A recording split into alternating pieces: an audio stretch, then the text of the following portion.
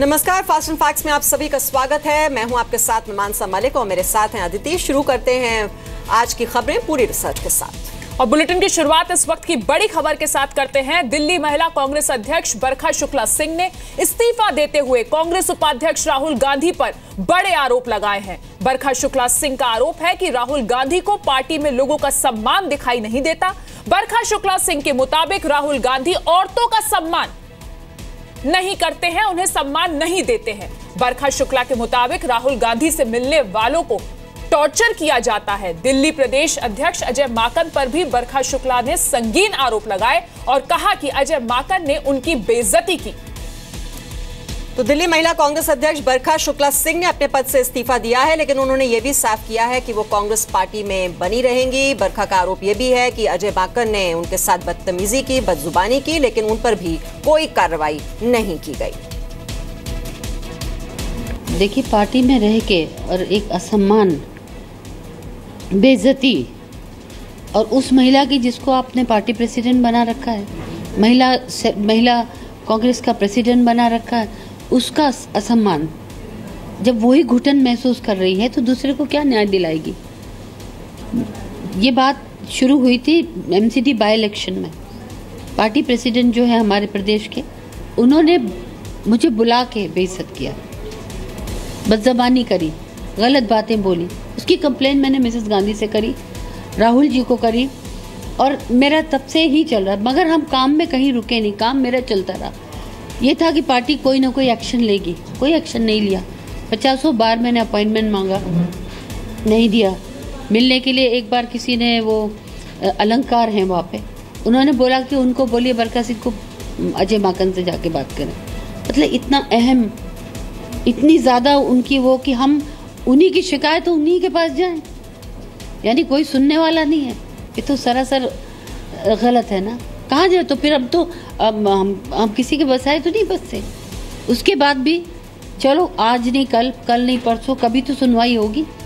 इस आशा में संगठन बनता गया, हम लोग काम करते गए।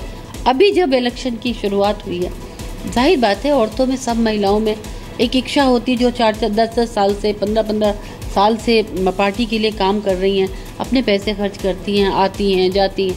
महिलाओं को उनका अधिकार नहीं मिलने चाहिए। आप महिला सम्मान का, महिला अधिकार का, महिला सुरक्षा का दावा करते हैं, तो उनको देना, सम्मान नहीं देना चाहिए। उनको लेके उन्होंने हमसे कहा, हम उनको लेके राहुल जी के यहाँ चले गए कि चलो हम चलते हैं। वहाँ पे गए, वहाँ जाके हम लोग चिल्ला चिल्ला के, 28 मार्च की बात है ये, 28 मार्च को पहला नवरात्रा भी था, औरतों ने व्रत रखे हुए थे, तमाम दिल्ली से औरतें आई थी, सब वहाँ भूखी प्यासी बैठी रही, नारेबाजी करे, जिंदाबाद जिंदाबाद। हम लोग रीढ़ की हड्डी हैं, हम लोग बॉर्न कांग्रेसी। वो औरतें बेचारी जाने कहाँ कहाँ से आई थी। 3-4 घंटे गुजर गए, कोई निकल के नहीं आया। मैंने, पुलिस आ रही थी, जा रही थी, मैंने किसी चपरासी कोई भिजवा दो, तो ये औरतें बेचारी 4-4 घंटे से बैठी हैं, व्रत का दिन है, अपने घर जाएं। तो अंदर वो गया, वहाँ से आके बोला कि साहब वो कह रहे हैं व्रत है तो हम क्या कर, नवरात्र है तो हम क्या कर सकते हैं। अब जिससे भी कहा, मुझे ये नहीं पता एग्जैक्टली किसने कहा, पर वहाँ से ये जवाब आया। और सेम डे ये देखिए तस्वीरें, सेम डे 28 मार्च को ये Shangrila hotel.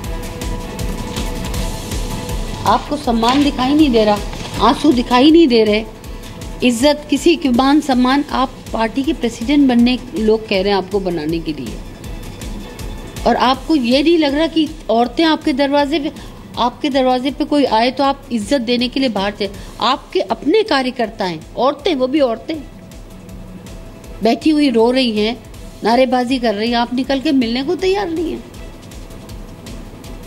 Disaster, it's intolerable. मैंने इसलिए इस्तीफा दे दिया। मैम, सोनिया गांधी ने इस पे कोई कदम नहीं उठाया? नहीं, मुझे कुछ बात हुई सोनिया गांधी? नहीं, वो तो बीमार हो गई ना, उसके बाद वो मिली ही नहीं किसी से। और राहुल गांधी से कुछ इस पे टिप्पणी? कोई नहीं, उन्होंने अपॉइंटमेंट ही नहीं दिया। 1 साल हो गया। इतना, मतलब ये बहुत ही अफसोस की बात है कि अपॉइंटमेंट मांगते मांगते इतने दिन हो गए। चलो, पहले यूपी में बिजी थे, पहले वहाँ बिजी थे, पहले वहाँ बिजी थे, सबसे मिल रहे हैं, मगर उस शिकायत पे कोई कार्रवाई नहीं हुई और खुले हाथ दे दिए गए। जो एक हमारी पार्टी, हमारी जो डिस्ट्रिक्ट प्रेसिडेंट थी, वो उसने हिम्मत करके वो राहुल जी से मिल ली थी, रचना सचदेवा। उसके ऊपर उसको टॉर्चर किया गया कि तुम्हारी हिम्मत कैसे हुई। उसको धमकियां दी गई, उसने पुलिस पे कंप्लेन कराई है। ऐसे तो दादागिरी नहीं चलती है ना। आदमी से काम आप प्यार से ले सकते हैं, हंटर मार के काम नहीं लिया जा सकता। अजय माकन से कुछ बात हुई? नहीं, मेरी कोई बात करने का मतलब ही नहीं उठता। क्या मैम कांग्रेस पार्टी छोड़ने का विचार है? बिल्कुल नहीं, पार्टी उनकी पार्टी थोड़ी है, ये तो सब अलग विचारों की पार्टी है।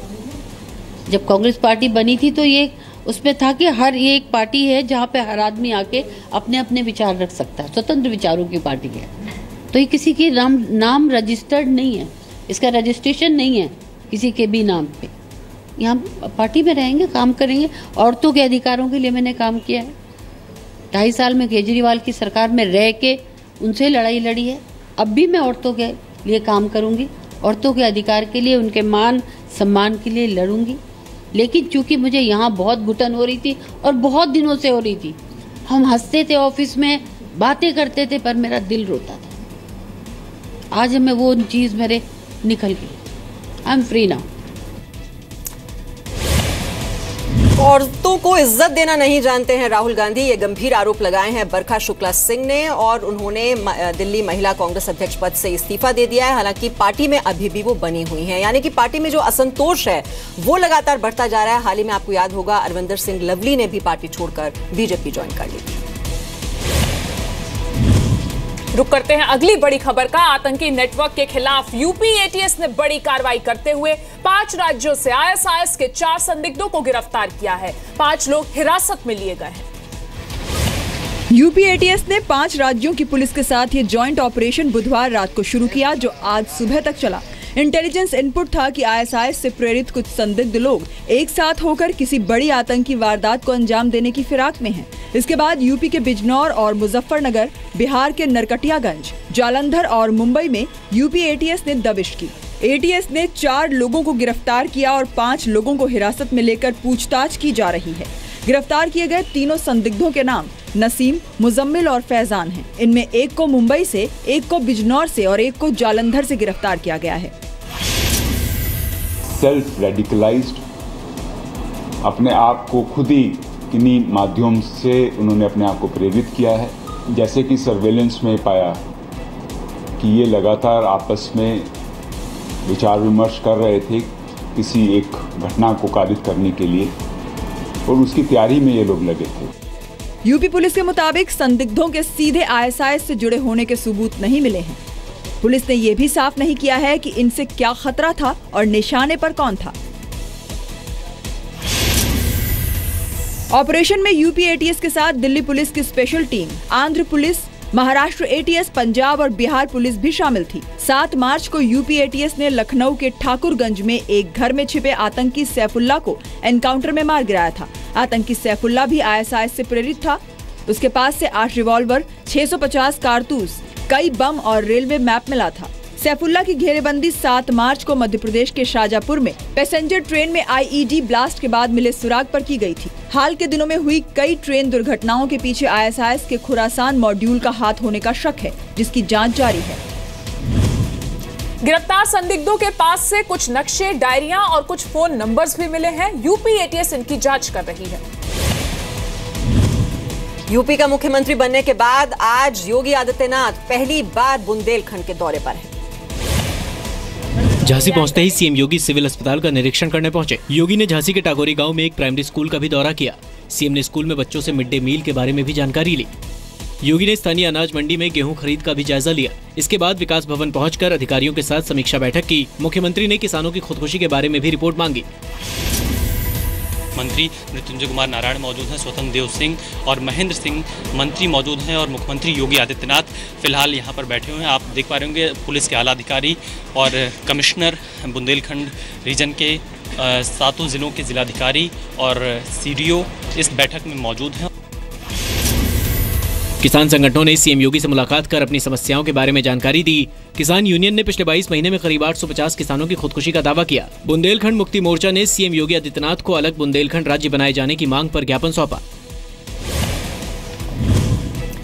सीएम योगी के दौरे से पहले ही यूपी सरकार बुंदेलखंड के लिए पेयजल परियोजना का ऐलान कर चुकी है। योगी सरकार ने बुंदेलखंड को 20 घंटे बिजली देने का भी ऐलान किया है।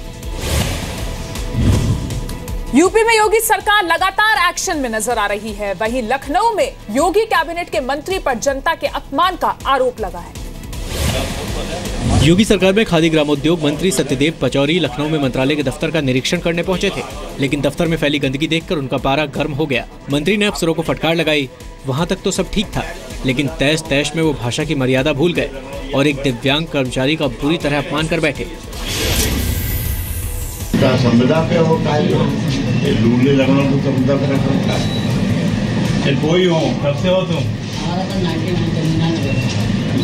देखो सफाई क्या करेगा बताइए मुझे, अभी ये हालत है सफाई की। मंत्री की फटकार से दिनेश बेहद दुखी नजर आया। उसने साफ किया कि वो दिव्यांग नहीं है। तो उन्होंने जो बहुत ही गलत जो भी बोला बहुत ही गलत बोला है, और बोलने के साथ साथ में उनको ऐसा नहीं बोलना चाहिए था। क्या बोला था उन्होंने? उन्होंने कहा ऐसे टेढ़े मेढ़े लोगों को रखोगे तो कैसे आपको काम कर रखा जाएगा।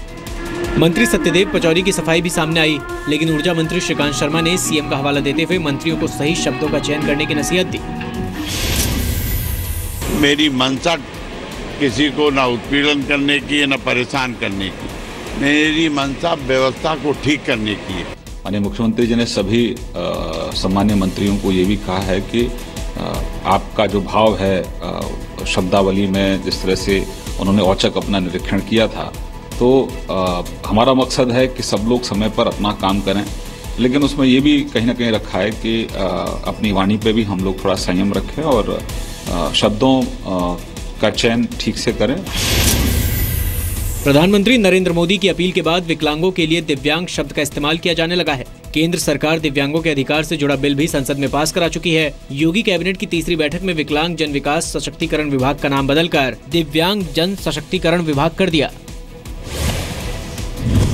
पीड़ित कर्मचारी दिनेश ने सीएम योगी आदित्यनाथ से मिलकर खादी मंत्री सत्यदेव पचौरी की शिकायत करने की बात कही।